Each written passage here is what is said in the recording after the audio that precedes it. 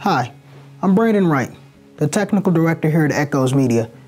Today I want to talk to you about 3 terms I think it's important for you to know in the world of video production.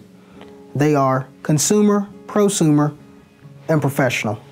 A lot of times people want to get videos done, but they don't know where to turn or what resources to use. So they go to Best Buy or they go to some camera store and they pick a camera off the shelf. Many of those cameras are made for the consumer, meaning the everyday person, not necessarily for professional use.